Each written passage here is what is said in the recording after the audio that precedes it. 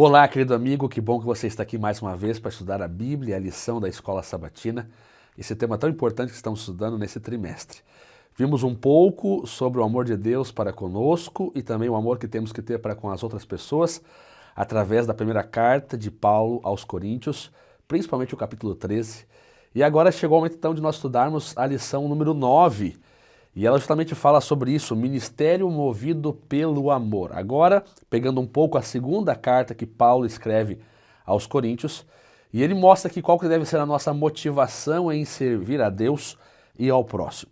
O texto-chave dessa semana é um texto muito importante, está em 2 Coríntios 2:4, e diz assim: porque lhes escrevi no meio de muitos sofrimentos, angústias de coração, com muitas lágrimas, não para que vocês ficassem tristes, mas para que soubessem do amor que tenho para com vocês.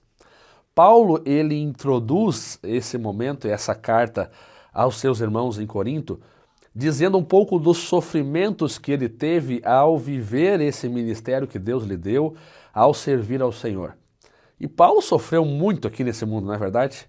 Talvez até mais do que eu e você. A Bíblia diz que por muitas vezes ele foi açoitado, ele foi apedrejado, ele naufragou algumas vezes. Paulo sofreu muito por amor a esse evangelho. E ainda assim, lá em Romanos, ele declara assim que eu não me envergonho do evangelho, porque o evangelho é a salvação para todos aqueles que precisam ser salvos. A pergunta que eu me faço já nesse primeiro momento da lição que nós vamos estudar durante essa semana é: qual tem sido a nossa motivação para servir a Deus? Será que talvez servimos a Deus e ao próximo por obrigação? Será que servimos a Deus e ao próximo talvez para conseguir alguns benefícios ou privilégios, tanto de Deus como da igreja?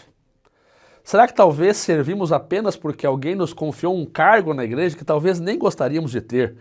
Qual é nosso real motivo para servir ao Senhor? A lição dessa semana, a lição número 9, está nos trazendo esse tema tão importante. O maior motivo para a nossa missão, para servir ao Senhor, para servir ao próximo, deve ser o amor. Primeiro, o amor que Deus tem para conosco, do qual não merecemos, do qual esse amor é apresentado de uma forma que se chama graça, um favor imerecido, mas também o amor que devemos ter para com as outras pessoas que Deus coloca no nosso caminho. Ao estudar a lição nessa semana, que possamos então aprender mais ainda sobre essa motivação, o amor, e que possamos ter um ministério de serviço ao Senhor e ao próximo, com o motivo correto, o amor de Cristo por nós e o nosso amor para o nosso semelhante. Continue conosco essa semana, que Deus te abençoe e até o próximo dia.